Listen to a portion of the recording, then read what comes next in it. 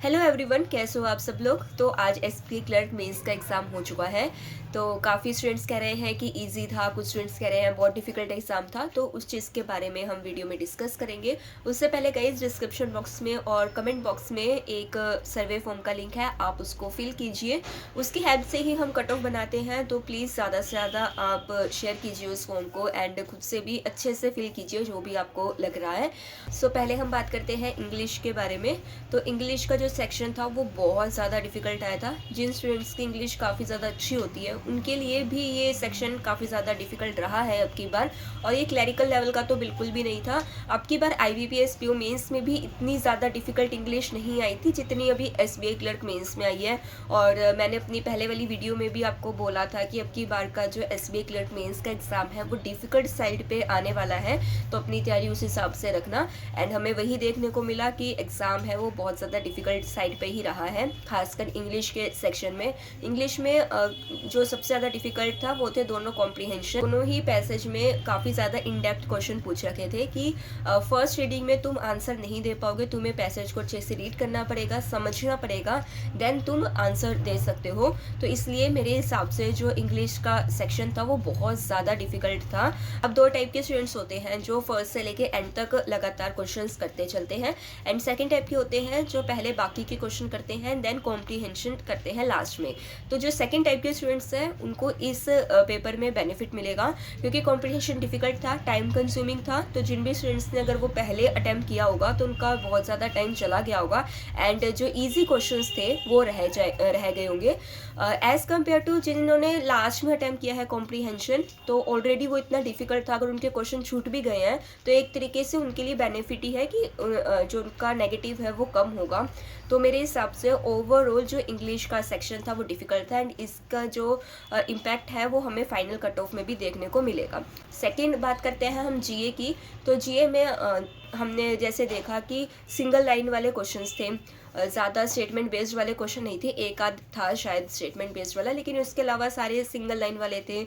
अगर single line वाले आते हैं पेपर में तो स्टूडेंट्स ज़्यादा अटैम्प्ट कर देते हैं, जिसकी वजह से नेगेटिव भी ज़्यादा हो जाती है।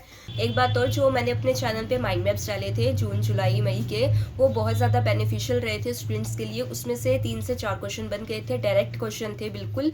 एंड क्या होता है कि 10-15 मिनट की वीडियो होती है, उसके अंदर कॉस्ट बेनिफिट रेशियो आपका ज़्यादा अच्छा रहता है एज़ कम्पेयर टू आप 600-700 क्वेश्चंस की PDF रीड करते हो, उसके अंदर से आपको याद कुछ रह नहीं पाता।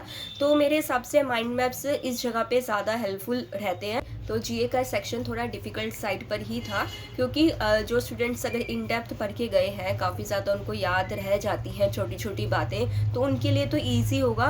लेकिन मुझे नहीं लगता कि इतना ज़्यादा कोई याद रख पाता है इतनी सारी चीज़ें एक साथ। तो मेरे हिसाब से जीए का जो सेक्शन था वो भी थोड़ा डिफ़िकल्ट साइड पर ही था। नेक्स्ट सेक्शन आता है क्वांट का। तो क्वांट मुझे कंपैरेटिवली डूएबल लगी, क्योंकि सिंप्लीफिकेशंस बहुत ईजी थी, क्वाड्रेटिक इक्वेशंस बहुत ज़्यादा ईजी थी, क्योंकि एक क्वाड्रेटिक इक्वेशन सॉल्व करने पे 2 से 3 क्वेश्चन हो रहे थे आपके। तो मेरे हिसाब से वो ईजी साइड पर ही था। बाकी जो DI थे वो भी ऐसे कोई बहुत ज़्यादा डेटा गिवन नहीं था कि तुम्हें ज़्यादा डेटा निकालना है, साफ साफ जो भी डेटा था गिवन था। तो मेरे हिसाब से वो भी थोड़ा ईजियर साइड पर ही था। हाँ, थोड़े क्वेश्चंस लेंदी ज़रूर थे, रीडिंग करने में थोड़ा टाइम लग सकता है और सॉल्व करने में थोड़ा सा टाइम लग सकता है। अपार्ट फ्रॉम डैट मेरे को जो क्वांट का सेक्शन था वो डूएबल लगा, अर्थमेटिक भी डूएबल थी। तो ओवरऑल जो भी स्टूडेंट अगर क्वांट में अच्छा है तो वो अच्छा अटैम्प्ट कर सकता है, लेकिन जिसकी अगर क्वांट थोड़ी सी नॉर्मल है और वो इंग्लिश के भरोसे जाता है एग्ज़ाम में, तो उसके लिए थोड़ा सा डिफ़िकल्ट साइड पे रहेगा। नेक्स्ट सेक्शन आता है रीजनिंग का। तो रीजनिंग में भी कुछ क्वेश्चंस इजी थे, कुछ क्वेश्चंस डिफ़िकल्ट थे। यहाँ पर जो ब्लड रिलेशन था वो डिफ़िकल्ट आया था, और जो सबसे इम्पॉर्टेंट जो चीज़ थी वो थी critical reasoning. Critical reasoning short questions थे, बिल्कुल मैं मान रही हूँ ज़्यादा टाइम कंज्यूम नहीं करेंगे, बट जो उसके ऑप्शंस थे बहुत ज़्यादा कंफ्यूजिंग थे। तो हो सकता है उसके अंदर आपके नेगेटिव ज़्यादा हों। तो अगर आपके अटैम्प्ट्स में मैक्सिमम क्रिटिकल रीजनिंग के क्वेश्चंस हैं तो हो सकता है कि आपके मार्क्स कम बने, क्योंकि क्रिटिकल रीजनिंग काफ़ी ज़्यादा कंफ्यूजिंग थी एंड गलत होने के बहुत ज़्यादा चांसेस हैं। बाकी जो पज़ल थी, 2 पज़ल ईजी थी एंड ब्लड रिलेशन था वो डिफ़िकल्ट था, एंड उसमें से मुझे लगता है कि एक क्वेश्चन गलत भी था। तो बाकी आंसर की नहीं आती तो हमें पता नहीं लगता कि गलत था या सही था, लेकिन जितना स्टूडेंट्स बोल रहे हैं कि एक क्वेश्चन उनमें से ब्लड रिलेशन में गलत था। बाकी रीजनिंग भी डुएबल थी मेरे हिसाब से। अगर एक एवरेज स्टूडेंट है तो वो 20 तक क्वेश्चन कर लेगा आराम से। अगर किसी की रीजनिंग अच्छी है तो वो 30 और 30 प्लस भी अटैम्प्ट कर देगा। कि अगर हम ओवरऑल एग्जाम का लेवल देखें तो 2 सेक्शन इंग्लिश और जीए काफ़ी ज़्यादा डिफिकल्ट साइड पे थे and 2 section easy to moderate थे, यानी कि क्वांट और रीजनिंग।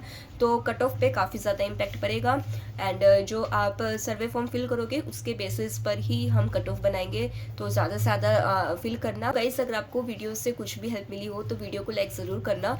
अपने अटैम्प्ट्स अपनी स्टेट कमेंट सेक्शन में बताइए एंड वीडियो को लाइक कीजिए। Thank you.